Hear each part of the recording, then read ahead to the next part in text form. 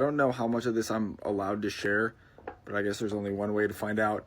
My dog's chewing on the bone, if you're wondering what the noise is. But basically, I work in the federal government in a office that I'm trying to not give too much away. That like is handling a lot of the executive orders, and the government's like going to be in shambles, dude. This is. The executive orders are, and the return to office, this is all stuff they don't have a plan for. This is stuff written so poorly, just single-handedly, to thin out personnel and to disrupt the workforce. If everyone's trying to cheer on, like, for example, oh, DEI, oh, it's bad. No, it's not DEI, it's DEIA. But everyone tries to fit a narrative. Do you know what the A stands for? Accessibility.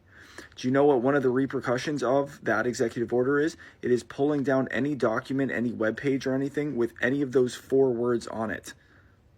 That's a part of it. It's not just like any sort of like external hiring path or anything like that. No. It's literally if a form or document that is open to the public and stuff, or internal, like literal policy manuals, for example, has the words diversity or equity or inclusion or accessibility, those sections have to be pulled down, revised, and can only be put up after manual review and legal review.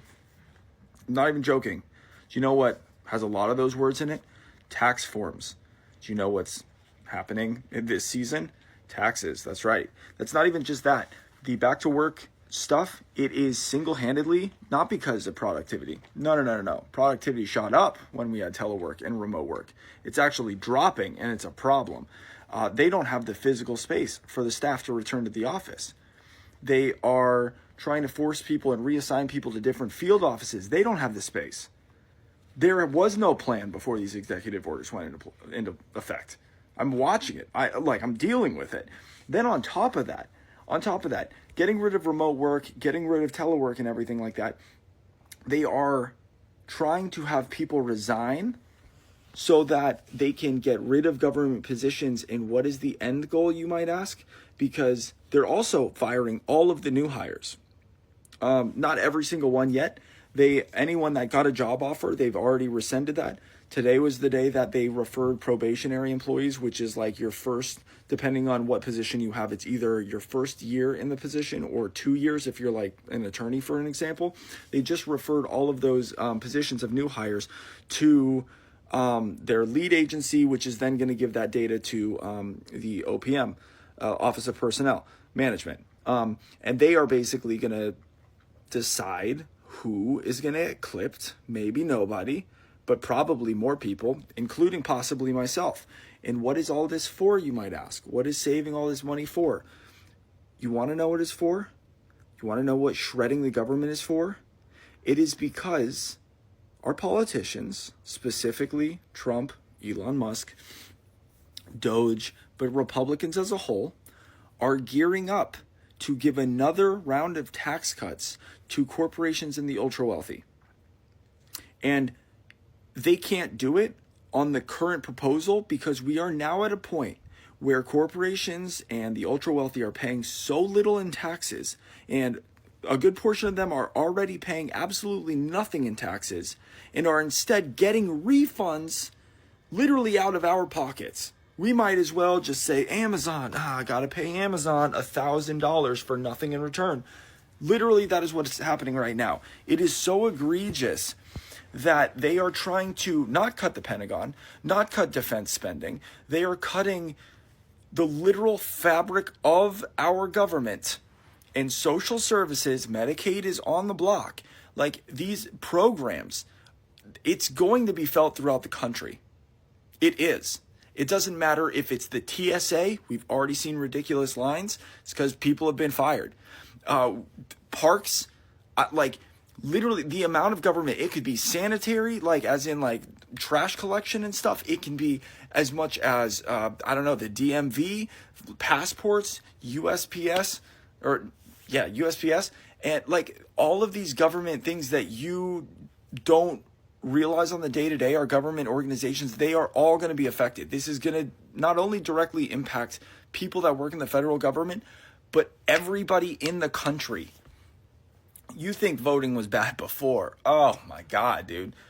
And I get mad because, like, this is the flexing of executive power, and yet the last administration, it's frustrating to watch people not do anything when they're in positions of power. And this is a perfect example of what it looks like to flex that power, but for all the wrong reasons and in all the most horrific ways. And that sucks. I hope you enjoyed watching my face change different colors from the TV.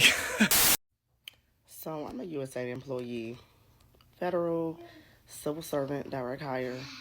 I have never been as psychologically played with as I have been in the past week and a half. It's been a week and a half. I'm on admin leave. I got on admin leave yesterday. The only way I knew about that and I figured that out was because I just literally didn't have email access. Like, around noon, my email I couldn't access it. I tried on my laptop. I was on my work phone. Tried on my laptop. Can't get into nothing. Had to email the HCTM office to see from my personal email, like, hey, what's going on? I shouldn't have to do that. Like, you put me on admin leave, somebody should let me know. But I know it's not them. It's obviously the powers that be that's doing that. This is crazy. This is crazy. I've been in the agency for 10 years. 10 years. And it's one thing to, like, lay people off. You got a reduction in force, whatever, for whatever reason. But to do it like this is so undignified. It's so undignified. You know what I'm saying? Like, people have families and kids. Like, people look at the federal government like it's all these bureaucrats and we walking around in suits all day and making policies on the Hill. Like, I got paper blinds, bro.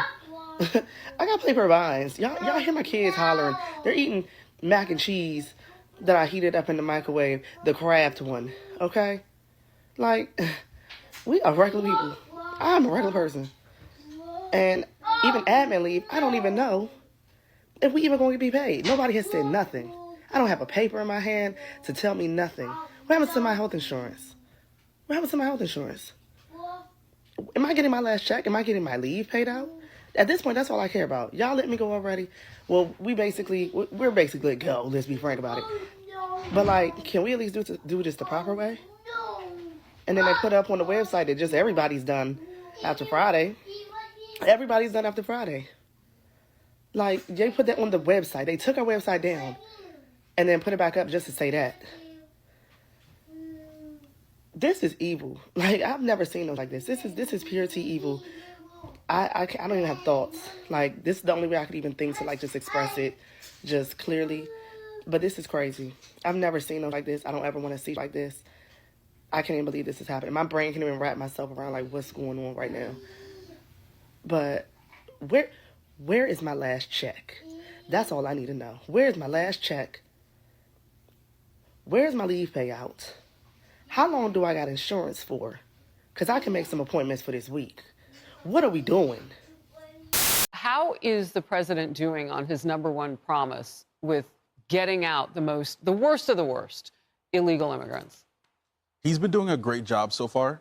I wake up every day and I read the headlines and I get impressed by his creativity, but I also think he can go further, such as with his bid to end birthright citizenship.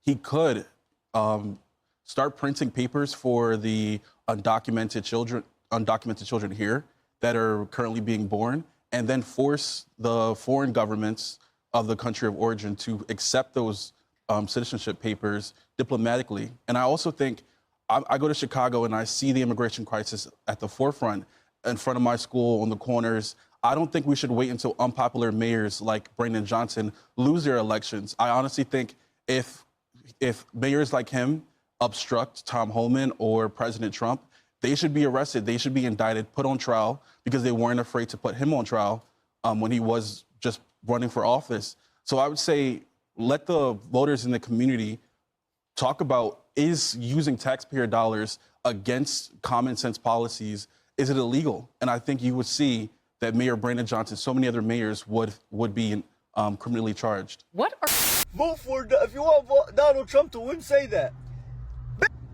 I will vote for Satan if I have to.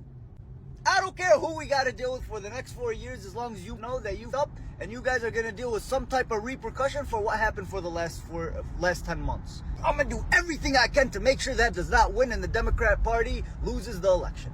Thank you guys. 2 days later. This is the time for all the minorities, all the movements, all the working class to come together and really build power and really fight against the fascism that's been here, but finally popping its head out and being loud and proud about it.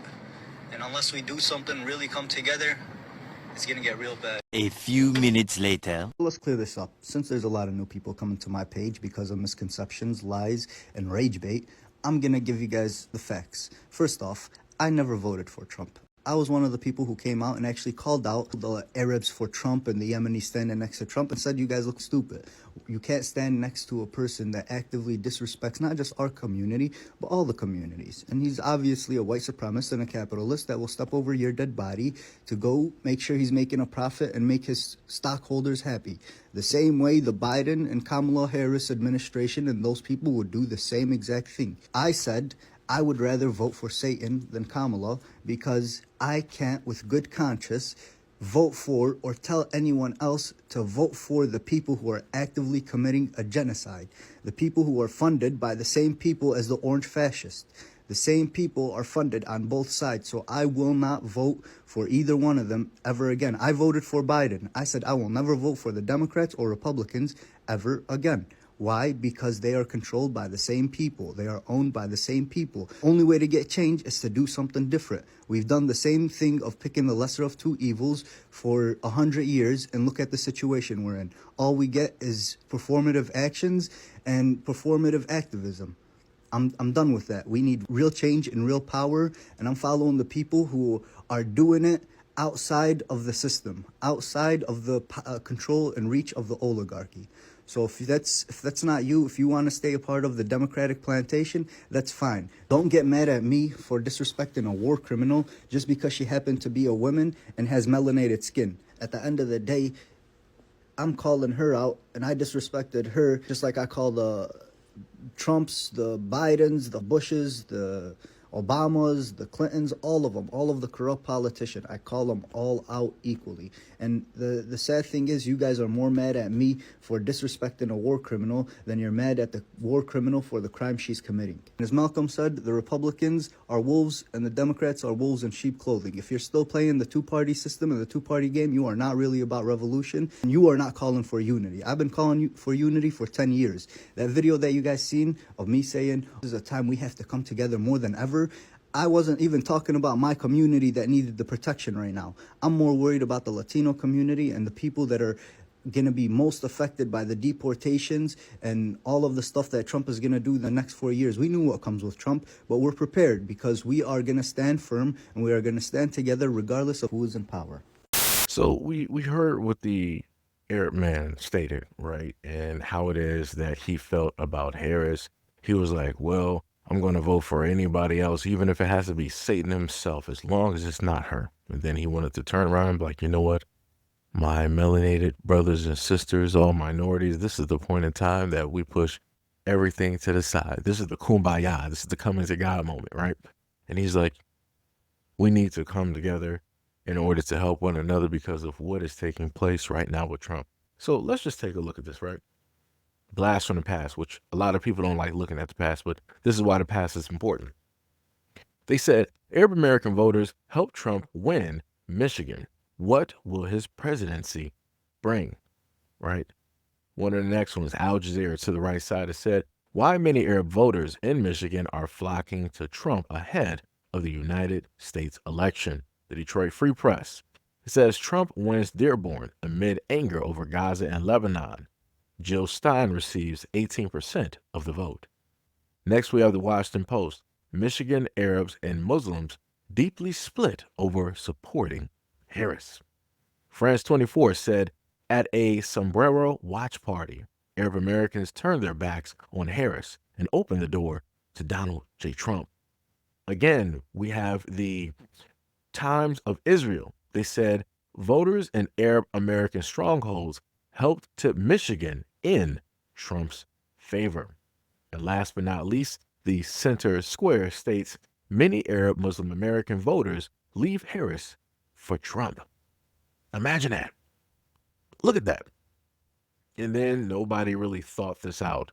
They just felt some type of way about Harris because of whatever was going on, right? They were deeply in their feelings. They felt that some things weren't really going their way. They didn't like how the Biden Harris administration were treating the Arabs and especially what was going on over there in the quote unquote Middle East. So they were like, you know what? For the first time, we're just going to swap and we're just going to go to this side of the aisle just to see what happens. Nobody did any planning. Nobody did any strategy. Nobody even, wanted to start a game of chess or checkers or rock, paper, scissors just to try to get something directly in there. They were like, no, we're going to put all of our chips on red. And they did that. And they found out the House always wins. And you have a lot of the people that were running things in the United States the same way. And now they're going to be running different areas of the world the exact same way they've ran the United States. Again, this is what it looks like when a lot of people did not fully plan out their quote unquote revenge. This is what happens when a lot of people are too emotional when it deals with their voting. And they happen to step in something that they can't get off of their shoes. And now it's stuck there. So now you just ruined a nice pair of shoes that you probably paid a lot of money for. And the receipt is not going to help you. You saying that it was a mishap or a mistake or a malfunction in the shoe is not going to help. It's not going to go right back to the manufacturer. You can't do it. There's no reset button for this. You have to sit with those for a nice 4 years. And as I've brought to you guys before, the funniest thing about this is that it might not even be just 4 years. It might be a grand total of 8 years because people got to pay very close attention. And I brought this to you guys' attention previously. And I want to say maybe even during a live stream, or video, but those videos tend to not really do so well or get that much of attention. So a lot of information in those videos are whatever.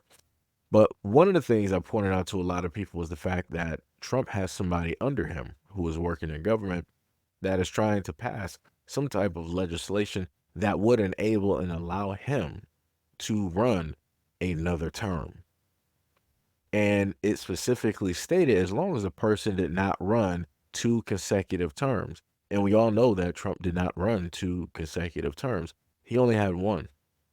This is his second. So there was space in between there because guess what? Biden was in office. So because Biden was in office after Trump, he served 1 term. Biden, another president, served another. Now Trump is going to serve technically a second term, but it's not consecutive.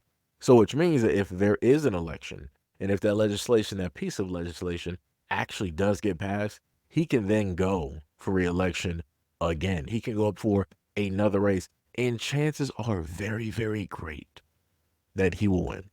I'm just going to put it directly out there because, again, I didn't think he was going to win the first election in a sense, technically, kind of, but also due to the fact of celebrity and people grew up on him. You're fired. The Apprentice. A lot of the things helped out, especially along with wrestling as well. So, 2 entertainment era type of things along with that generation, anything is possible. And again, he won the first election. So who's to say that he won't win a third time? Again, don't bet against the house, because it's obviously been proven that if you bet against the house, you're going to lose. But again, going back to the Arab Americans, what do y'all really think that was going to happen? You really thought that this was going to be in your best interest? You really thought that, everything was going to play out pretty fair? You thought that somehow, some way he was going to do what was right and side directly by you guys? Have nobody learned from history? Have nobody learned and understood what is specifically taking place and happening to the black community in this country? I don't know why you guys always think that things are going to be different for you guys because you align with somebody, because you're passable or whatever it is. But for all of those reasons that you felt that this was going to work out, here you go. So whatever safety that you have in the United States, it's whatever safety that you have here. Whatever family that you got directly over yonder, it is what it is for them. It's up. And it's your fault. So now you have to live with that. But anyways, let me know what you guys feel about this video and everything that I stated in the comment description below. And as always, peace, love, and stay tuned for the next video.